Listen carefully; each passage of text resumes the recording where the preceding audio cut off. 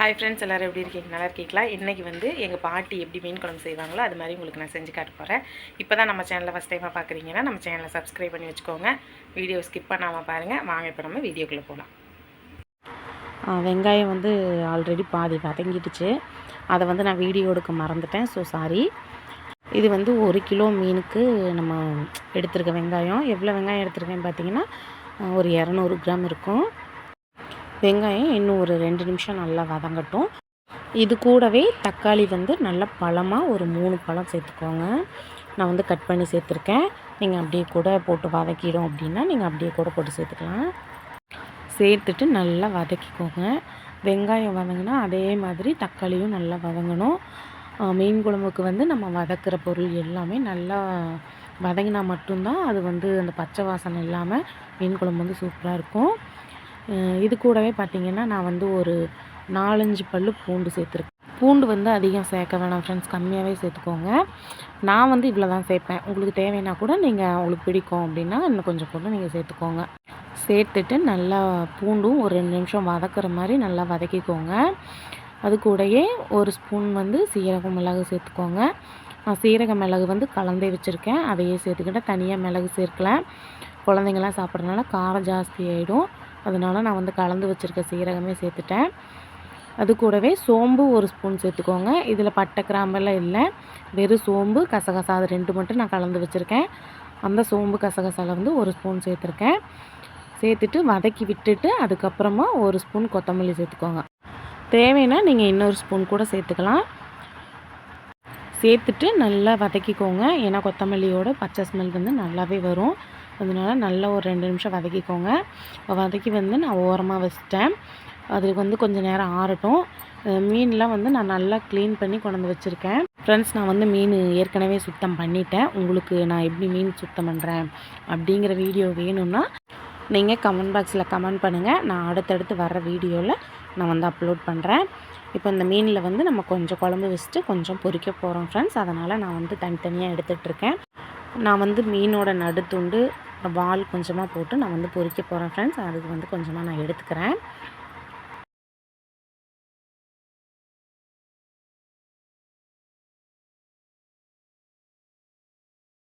இப்போ வந்து நம்ம இதில் பொரிக்கிறதுக்கு தேவையான மீன் வந்து எடுத்தாச்சு ஃப்ரெண்ட்ஸ். இதில் வந்து மஞ்சள் தூள் 1/4 ஸ்பூன் சேர்த்துக்கோங்க. உப்பு தேவையான அளவு சேர்த்துக்கோங்க. இதில் பார்த்திங்கன்னா நான் ரெட் சில்லி பவுடர் சேர்க்கல ஃப்ரெண்ட்ஸ், குழம்பு மிளகாத்தூள் சேர்த்துருக்கேன். நீங்கள் கண்டிப்பாக குழம்பு மிளகாத்தூள் சேர்த்து நீங்கள் வந்து மீன் வறுவல் பண்ணி பாருங்கள், அவ்வளோ டேஸ்ட்டாக இருக்கும். இதில் வந்து நான் கடலை எண்ணெய் வந்து ஒரு 2 டீஸ்பூன் அளவு சேர்த்துருக்கேன். சேர்த்துட்டு நல்லா வந்து மிக்ஸ் பண்ணிக்கோங்க. இது நல்லா எல்லாம் மசாலாலாம் போட்டு மிக்ஸ் பண்ணிவிட்டு அதுக்கப்புறம் மீன் போட்டு சேர்ப்பாங்க. ஸோ நான் எல்லாமே ஒன்றாவே போட்டு மிக்ஸ் பண்ணிக்கிறேன். ஏன்னா எப்படியும் வந்து நல்லா மிக்ஸ் ஆகிடும். அதனால் நீங்கள் நல்லா மிக்ஸ் பண்ணிவிட்டு ஒரு அரை மணி நேரம் அப்படி ஊற வச்சுடுங்க. இப்போ வந்து நம்ம வெங்காயம் தக்காளிலாம் வதக்கி வச்சுருக்கோம் இல்லைங்களா, அதெல்லாம் ஒரு மிக்ஸி ஜாரில் சேர்த்துக்கோங்க. நம்ம வந்து அரைச்சி எடுக்க போகிறோம். இந்த வெங்காயம் தக்காளி கூட வந்து நீங்கள் தேங்காயில் ஒரு மூடி தேங்காய் இருக்கும் இல்லைங்களா, அது வந்து கரெக்டாக இருக்கும். ஒரு மூடி தேங்காய் துருவி அது கூட சேர்த்துக்கோங்க. சேர்த்துக்கிட்டு மீன் குழம்புக்கு வந்து நான் 1 டேபிள் ஸ்பூன் குழம்பு மிளகாத்தூள் சேர்க்குறேன். ஃப்ரெண்ட்ஸ், இப்போ நான் சேர்த்துருக்க மிளகாத்தூள் வந்து ஸ்பூனில் 3 ஸ்பூன் சேர்த்துருக்கேன். சேர்த்துட்டு இதுக்கு தேவையான அளவு தண்ணி விட்டு நல்லா அரைச்சி எடுத்துக்கோங்க. இப்போ வந்து ஒரு லெமன் சைஸு, பெரிய லெமன் சைஸு புளி ஊற வச்சுருக்கேன். அதையும் நம்ம வந்து கரைச்சி எடுத்து வச்சுடுவோம். எடுத்து வச்சுட்டு அதுக்கப்புறம் வந்து நம்ம மீன் குழம்பு செய்ய ஸ்டார்ட் பண்ணிடலாம். ஃப்ரெண்ட்ஸ், புளி வந்து நல்லா திக்காக கரைச்சிக்கோங்க. புளியும் காரமும் கொஞ்சம் தூக்கலாக இருந்தால் தான் மீன் குழம்பு வந்து டேஸ்ட்டாக இருக்கும்னு எங்கள் பாட்டி சொல்லுவாங்க. ஃப்ரெண்ட்ஸ், நான் இன்றைக்கி மண் சட்டியில் தான் மீன் குழம்பு செய்ய போகிறேன். நீங்கள் மண்பானை இருந்தால் அதில் செய்யுங்க, இல்லைன்னா நார்மலாக நம்ம வீட்டில் எப்பவும் செய்கிற பாத்திரத்துலேயே செய்யுங்க. இதில் வந்து இப்போ நம்ம வந்து 1 குழிக்கரண்டி கடலெண்ணெய் சேர்க்க போகிறோம். நான் வந்து அதிகமாக கடலெண்ணெய் தான் சேர்ப்பேன்.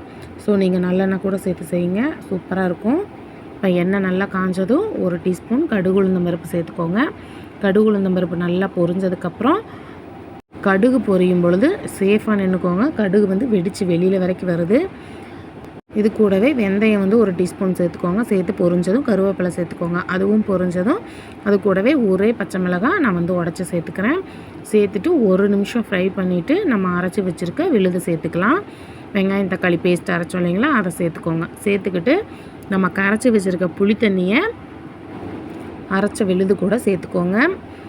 தண்ணி வந்து முதல்லையே சேர்க்காதீங்க. ஏன்னா நம்ம தண்ணி ஃபஸ்ட்லேயே சேர்த்துட்டோம் அப்படின்னா புளி நம்ம சேர்க்கும் பொழுது அது வந்து குழம்பு கொஞ்சம் தண்ணி மாதிரி ஆயிரும். ஸோ நீங்கள் வந்து ஃபஸ்ட்டு புளி கரைச்சி வச்சுருக்கோம் இல்லைங்களா, அதை சேர்த்துக்கோங்க. அதுக்கப்புறம் தேவையான அளவு சேர்த்துக்கோங்க. நான் இப்போ வந்து புளி சேர்த்துட்டேன். இப்போ வந்து நம்ம அரைச்ச மிக்ஸி ஜாரில் கொஞ்சமாக தண்ணி விட்டு அதை வந்து அலசி அதில் ஊற்றிடுங்க. இப்போ வந்து உங்களுக்கு எவ்வளோ தண்ணி தேவையோ அந்த அளவுக்கு நீங்கள் சேர்த்துக்கோங்க. உங்களுக்கு திக்காக குழம்பு வேணும்னா கம்மியாக சேர்த்துக்கோங்க. கொஞ்சம் ஜாஸ்தியாக வேணும் அப்படின்னா இன்னும் கொஞ்சம் ஒன்றுனா சேர்த்துக்கோங்க. எனக்கு வந்து இந்த அளவுக்கு வரணும்.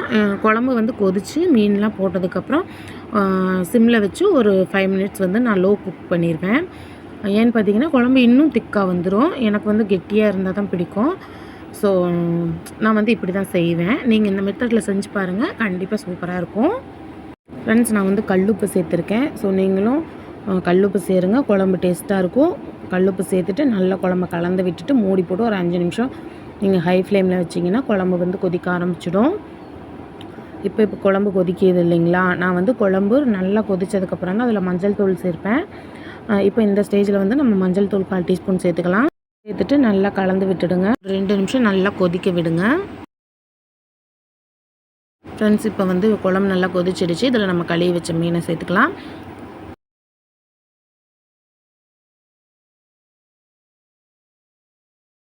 ஃப்ரெண்ட்ஸ், இப்போ நான் எல்லா மீனும் சேர்த்துட்டு லைட்டாக கரண்டி வச்சு கலந்து விடுங்க. ரொம்ப வேகமாக கலந்து விடாதீங்க. மீன் வந்து சீக்கிரமாக வெந்துடும். நம்ம கரண்டி வச்சு கலந்து விடும்போது மீன் வந்து உடஞ்சி போயிடும். ஸோ மெதுவாக கலந்து விட்டுக்கோங்க. மூடி போட்டு ஒரு 2 நிமிஷம் லோ ஃப்ளேமில் வச்சுக்கோங்க. மீன் வெந்துடுச்சா எப்படி தெரிஞ்சுக்கிறது அப்படின்னு கேட்டிங்கன்னா, மீனோட கண்ணெல்லாம் வெளியில் வந்திருக்கு பார்த்தீங்களா, எல்லா மீன்லேயுமே தெரியும். இப்படி மீன் கண் வந்து வெளியில் வந்தாலே வெந்துடுச்சுன்னு எங்கள் பாட்டி சொல்லுவாங்க. ஸோ இப்போ வந்து நமக்கு மீன் குழம்பு ரெடி ஆகிடுச்சு. ஃப்ரெண்ட்ஸ், இதில் தேவையான அளவு